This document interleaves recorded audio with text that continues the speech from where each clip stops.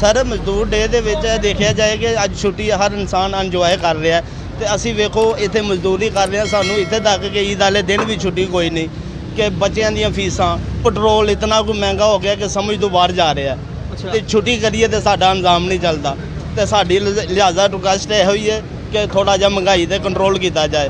ਛੁੱਟੀ ਕਰਨ ਦੇ ਦਿਲ ਕਰਦਾ, ਛੁੱਟੀ ਹੋ ਹੀ ਨਹੀਂ ਸਕਦੀ। ਕਿਸ ਤਰ੍ਹਾਂ ਕਿਉਂ ਨਹੀਂ ਹੋ ਸਕਦੀ? ਕਿਉਂਕਿ ਸਾਡਾ ਕੰਮ ਹੀ ਇਸ ਤਰ੍ਹਾਂ ਦਾ, ਰੇਹੜੀ ਤੇ ਕੰਮ ਕਰਾਂਗੇ ਤੇ ਬਚਾਂਗੇ ਜਿੰਨੀ ਕੁ ਮਹਿੰਗਾਈ ਹੈ। ਭਾਜੀ ਆ ਮਜ਼ਦੂਰ ਦੇ ਕਾਹਦਾ ਦੇਵੇ ਆ, ਸਾਨੂੰ ਅੱਜ ਵੀ ਛੁੱਟੀ ਕੋਈ ਨਹੀਂ ਆ। ਅੱਜ ਅਸੀਂ ਡਿਊਟੀ ਤੇ ਖਲੋਤੇ ਆ।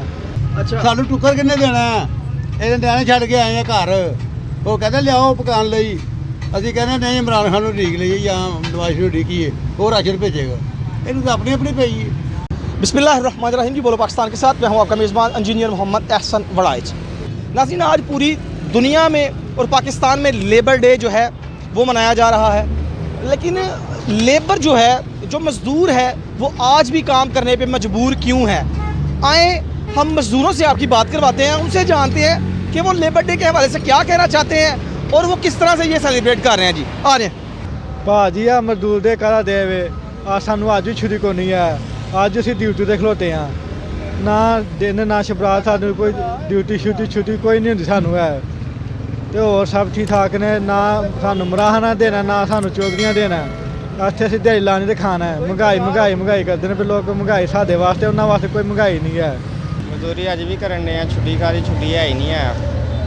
छुट्टी करने दिल करता ਤੁਹਾਡਾ? ਛੁੱਟੀ ਕਰਨ ਦੇ ਦਿਲ ਕਰਦਾ, ਛੁੱਟੀ ਹੋ ਹੀ ਨਹੀਂ ਸਕਦੀ। किस तरह क्यों नहीं हो सकती? ਕਿਉਂਕਿ ਸਾਡਾ ਕੰਮ ਹੀ ਇਸ ਤਰ੍ਹਾਂ ਦਾ, ਰੇਹੜੀ ਤੇ ਕੰਮ ਕਰਾਂਗੇ ਤੇ ਬਚਾਂਗੇ ਜਿੰਨੀ ਕੁ ਮਹਿੰਗਾਈ ਹੈ। ਘਰ ਦੇ ਕਿਰਾਇਆ ਹੀ ਨਹੀਂ ਮਾਣ ਹੈ। 20,000 ਰੁਪਇਆ ਕਿਰਾਇਆ ਘਰ ਦਾ। ਤੇ ਕਿੰਨੇ ਕਮਾਉਣ ਵਾਲੇ ਹੋ?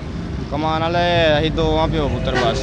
ਤੇ ਮਜ਼ਦੂਰ ਡੇ ਦੇ ਉੱਤੇ ਤੁਸੀਂ ਤੇ ਛੁੱਟੀ ਕਰਨੀ ਸੀ, ਘਰ ਰਹਿਣਾ ਸੀ, ਇੰਜੋਏ ਕਰਨੀ ਸੀ। ਹਰ ਬੰਦਾ ਛੁੱਟੀ ਦੇ ਵੇ, ਤੁਸੀਂ ਕੰਮ ਤੇ ਆਏ। ਸਾਡੇ ਮੁਕੱਦਰਾਂ 'ਚ ਕਿੱਥੇ ਇੰਜੋਏ ਵੇ। ਅਸੀਂ ਤਾਂ ਕੰਮ ਹੀ ਕਰਨਾ ਸਾਰੀ ਉਮਰ ਬਸ।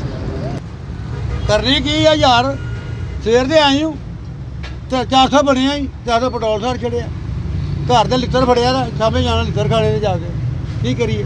ਅੱਛਾ, ਅੱਜ ਤੇ ਮਜ਼ਦੂਰ ਡੇ ਵੇ ਤੇ ਮਜ਼ਦੂਰਾਂ ਦੀ ਛੁੱਟੀ ਹੈ। ਸਾਰੇ ਬੰਦੇ ਘਰ ਇੰਜੋਏ ਕਰਦੇ ਨੇ ਪਏ, ਰੈਸਟ ਕਰਦੇ ਨੇ ਪਏ, ਤੁਸੀਂ ਫਿਰ ਵੀ ਕੰਮ ਤੇ ਆਏ। ਤੇ ਰੋਟੀ ਕਿਹਨੇ ਦੇਣੀ ਸਾਨੂੰ ਸ਼ਾਮ ਨੂੰ? ਅੱਛਾ, ਸਾਨੂੰ ਟੁੱਕਰ ਕਿੰਨੇ ਦੇਣਾ? ਇਹਦੇ ਨਿਆਣੇ ਛੱਡ ਕੇ ਆਏ ਆ ਘਰ। ਉਹ ਕਹਿੰਦੇ ਲਿਆਓ ਪਕਾਉਣ ਲਈ। ਅਸੀਂ ਕਹਿੰਦੇ ਨਹੀਂ, ਇਮਰਾਨ ਖਾਨ ਨੂੰ ਢੀਕ ਲਈਏ ਜਾਂ ਨਵਾਜ਼ ਨੂੰ ਢੀਕੀਏ, ਉਹ ਰਾਸ਼ਨ ਭੇਜੇਗਾ। ਇਹਨੂੰ ਤਾਂ ਆਪਣੀ ਆਪਣੀ ਪਈ ਹੈ।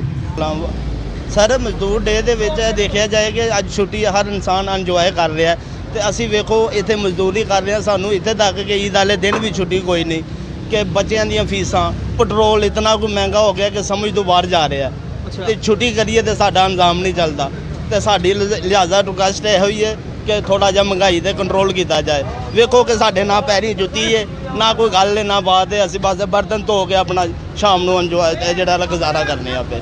ਸਹੀ ਹੋ ਗਿਆ। ਅੱਛਾ, ਤੁਹਾਡੇ ਖਿਆਲ ਦੇ ਨਾਲ ਮਜ਼ਦੂਰ ਦੀ ਤਨਖਾਹ ਕਿੰਨੀ ਹੋਣੀ ਚਾਹੀਦੀ ਹੈ? ਮਜ਼ਦੂਰ ਦੀ ਦਿਹਾੜੀ ਕਿੰਨੀ ਕੁ ਹੋਣੀ ਚਾਹੀਦੀ ਹੈ? ਸਰ ਮੈਂ ਤੁਹਾਨੂੰ ਇਸੇ ਲਈ ਪਹਿਲੇ ਇਹੀ ਦੱਸਿਆ ਕਿ ਵੇਖੋ ਸਾਡੇ ਸਾਹਮਣੇ ਫਰੂਟ ਦੀ ਰੇਹੜੀ ਲਾਉਂਦਾ ਸੀ ਮੁੰਡਾ ਤੇ ਉਹ ਛੱਡ ਕੇ ਇੱਥੇ ਤੱਕ ਕਿ ਉਹਦੀ ਸਮਝ ਤੋਂ ਬਾਹਰ ਕੰਮ ਹੋ ਗਿਆ। ਫਰੂਟ ਲਿਆ ਕੇ ਇੱਥੇ ਵੇਚ ਕੇ ਉਹਦੀ ਸਮਝ 'ਚ ਨਹੀਂ ਸੀ ਕੰਮ ਆਉਂਦਾ। ਇਸ ਤੇ ਸਰ ਇਹਨਾਂ ਨੂੰ ਇਹ ਹੀ ਕਿਹਾ ਜਾਏ ਕਿ ਮਹਿੰਗਾਈ ਤੇ ਥੋੜਾ ਜਿਹਾ ਕੰਟਰੋਲ ਕੀਤਾ ਜਾਏ।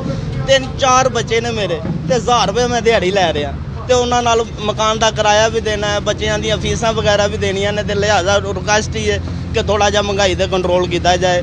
जैसा कि आप देख रहे हैं कि मज़दूर ये कहने पे मजबूर हैं कि महंगाई का जो तूफ़ान हुकूमत की तरफ से आवाम पे मुसल्लत किया जा चुका है, उसकी तरफ तवज्जो देनी चाहिए। और मज़दूर डे पे भी मजदूरी करने पे मजबूर है। इसी के साथ दीजिएगा हमें इजाज़त। अपना ख्याल रखिएगा और चैनल का भी। अल्लाह हाफ़िज़।